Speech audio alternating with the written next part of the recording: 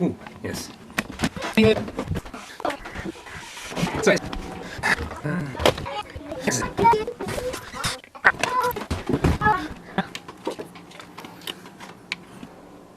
Thinking, yeah, this part right here. Well, gentlemen, I think it's only fair to tell you that I'd only be interested in this job on a temporary basis.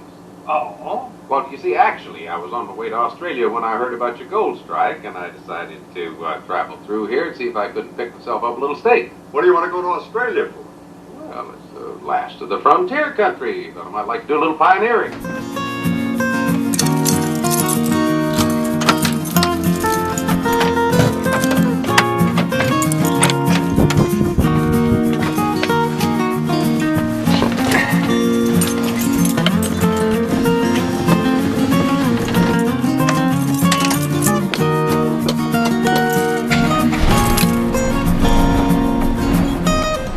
The name of the movie is Support Your Local Sheriff. I think it's from 1968, not that that matters, starring James Garner, who I think is just one of the greatest actors of all time. But anyways, throughout the whole movie he says that he's basically heading to Australia. He ends up becoming the reluctant hero who saves the town. He falls in love, but the whole time, as he's settling in more and more, he still says he's basically heading to Australia. And I guess that I always think of that line in that movie, or at least his sentiment that he's moving to Australia, although there's doubt that he ever will, because for the past 10 years, almost 10 years, 9 years maybe, my wife and I have had the opportunity extended to us from my father-in-law to move to his farm in South Dakota, to move to the rental house that's on part of his acreage, and move from right here in Richmond, Indiana, to South Dakota.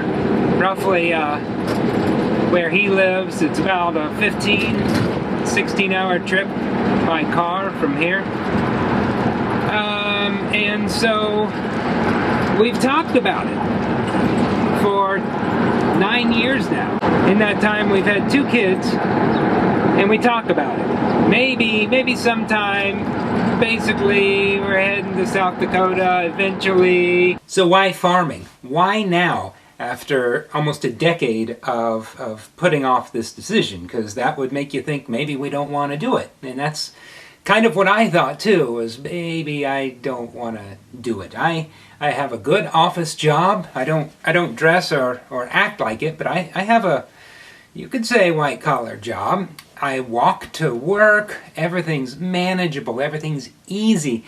And that comes from a life of hard work and wise decisions, playing it safe, sticking to routine. But that can be boring. I didn't realize that until last year. The world shuts down. The kids are sent home from school. I start working from home a lot more. Today is Monday, April 27th. And part of our routine this past 6 weeks or so has been taking a delightful morning walk or bike ride through the park. And it made this postage stamp size of a life. It made me realize how restrictive that can be. And especially when you can't go to the park, you don't know where to take the kids. Playgrounds are roped off and stuff like that. In the early days of the pandemic last year, it made me realize that the things I associated with freedom, the freedom to have a safe, controlled, affordable lifestyle, the freedom provided by a job where there's insurance and retirement and plenty of vacation time, for some reason those things seemed restrictive. I realized that those things were kind of holding me back in a way, holding me back from taking chances, taking risks, taking leaps of faith. And then summer 2021, we visit the farm. We do our usual summer trip to the farm in South Dakota, and we become more aware of the space. Do you think a couple townies like us could do this? This? This? It's not even paved. Where's the sidewalks? Where's the trash truck go? I mean, could you hack that? It's anarchy. I don't know. See, there's the big watering trough way over there. You see the Yeah. galvanized steel watering trough at the base of that cottonwood over there. And I saw a guy on YouTube show you how just in, a day or whatever you can make one of those into a hot tub with a copper coil attached to it that then you set a fire under to heat the water. Wouldn't there be more pressing issues? And the opportunities in having that much space available. The kids being able to roam around freely, and my own just dabbling with helping with whatever chores I can safely do given my total lack of knowledge.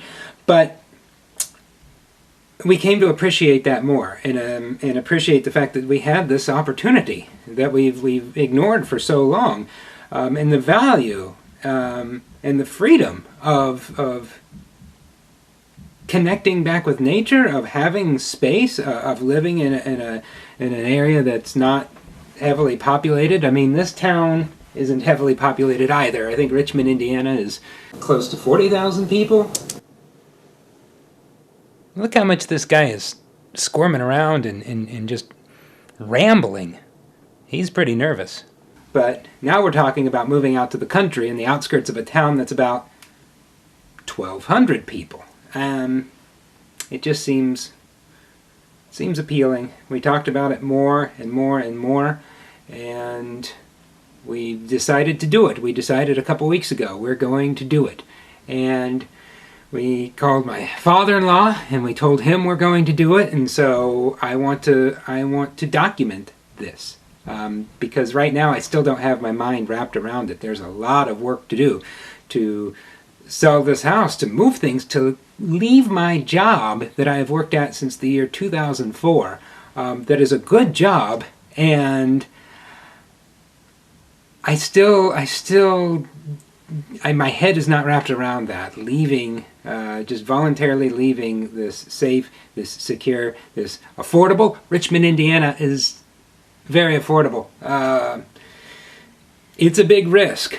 I could be, I could totally blow my savings, or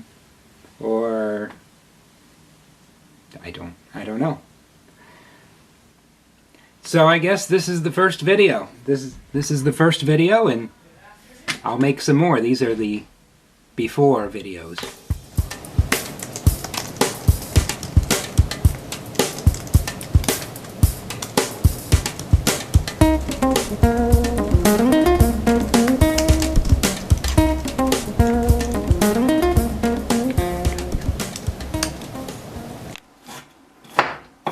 I know we're talking about moving and stuff, but I just accidentally put a 1987 Zenith box TV set in the garage.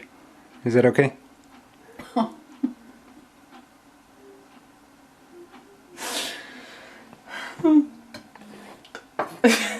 It's really just the onions.